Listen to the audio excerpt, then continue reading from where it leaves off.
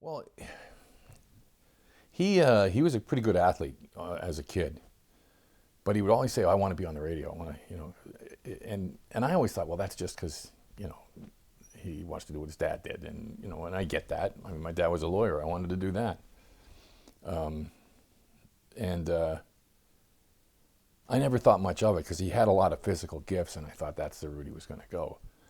But he eventually did decide to get into it, and I got to tell you, he's learned a lot by osmosis. Because one of the things in my family, it's not a big deal. It's just what I do.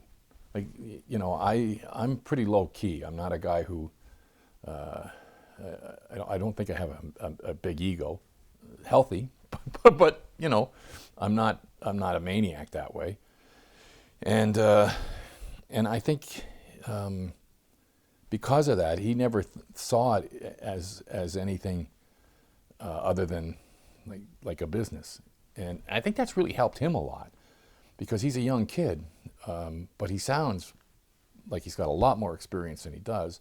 And when you talk to him, and he and I talk almost every night, he has a real good idea of what he's doing.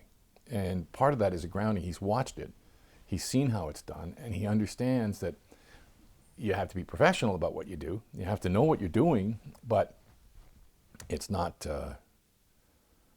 brain surgery. And I think one of the things that happens with young guys, I certainly was like this. I can remember in Quebec City, I can't believe I'm going to say this, but I'd go outside in my car at midnight or 1 o'clock in the morning and listen to WCFL out of Chicago. Good cold night, you could sit in the car, and they were coming in like they were local. And so then you'd start, Super CFL. Like Dickie Shannon was the guy who was doing the all-night show, and you'd start doing those things, I think we all did that at some point.